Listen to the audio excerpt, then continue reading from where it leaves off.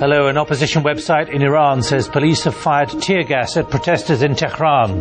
This latest report from the Nowruz website follows violent clashes over the weekend in which at least 8 people were killed. Several opposition leaders have been arrested, including senior aides to the opposition presidential candidate, Mir Hossein Mousavi. Andy Moore reports now on the worst violence in Iran since June's disputed election. The demonstrations are some of the most intense and widespread since June, when the protesters say presidential elections were rigged. According to anti-government sources, one of those shot was this man, Ali Mousavi, the 35-year-old nephew of the presidential candidate Mir Hossein Mousavi. Pictures emerging on YouTube and social networking sites apparently showed the motorbikes of riot police being set on fire. And as the protesters gained the upper hand, they hauled these police officers from their vehicles. Many protesters no longer feel the need to cover their faces.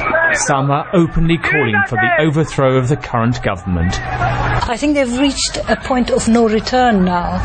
They no longer want to put up with what they've been putting up with. And up to 6 months ago, Ayatollah Khamenei, the supreme leader, could have changed all of this with one little speech.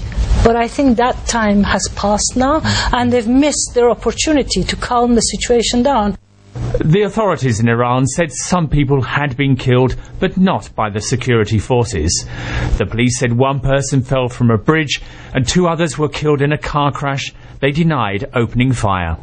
State television said dozens of police officers were injured, including Tehran's police chief. But it also said hundreds of protesters were arrested. Andy Moore, BBC News. So what's the latest picture emerging? Let's go to the BBC's Persian television studio. I'm joined by Kasra Naji, the channel's special correspondent. Kasra, what is emerging? What picture are you seeing where you are?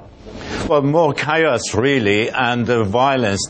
Yesterday's demonstrations in Tehran and other places have been the most violent since the troubles began in the aftermath of the elections. And it shows that the authorities' violent crackdown of the demonstrators and demonstrations is not working, is only leading to more violence by the demonstrators. The regime has got itself into this vicious circle, and it's not working. What about the body of Ali Mousavi, the nephew? What has happened to that?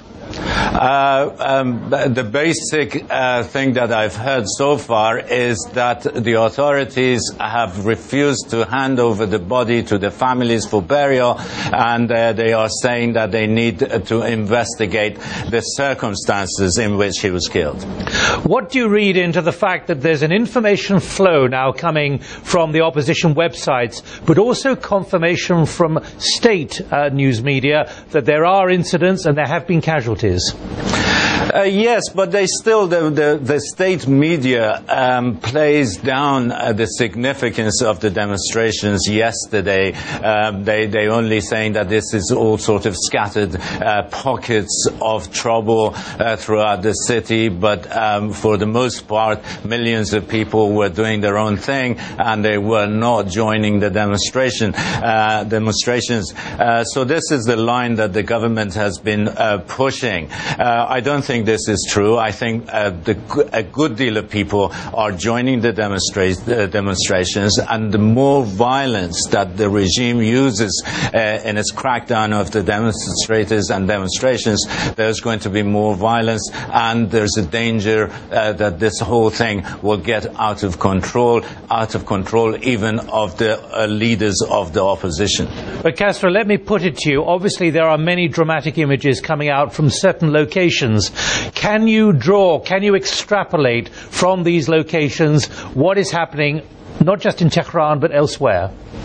In the last few days, in fact, since the passing away of Ayatollah Montazeri, we've seen demonstrations spreading to other places that you had heard less of in terms of their opposition to the government, like Najafabad, the home city of Ayatollah Montazeri, Isfahan, and yesterday we had demonstrations from several cities.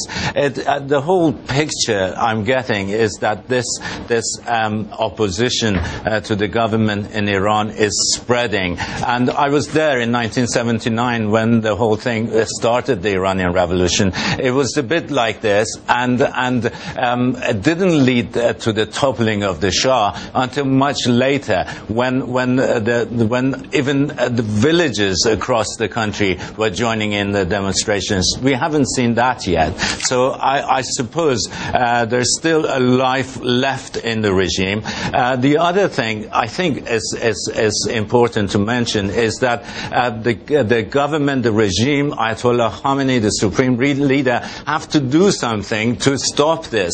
The only thing I can see that they can possibly do is that they can dismiss the government of President Ahmadinejad, bring in a government of national unity, bring into that government few members of the opposition, and promise fresh elections 6 months down the line, if you like. That might just stop it. But we've seen the history in Iran and elsewhere. It's full of despotic leaders who hear the voices of their own people a little bit too late in the game. Kasra Najib, special correspondent for Persian Television, thanks for joining us live here.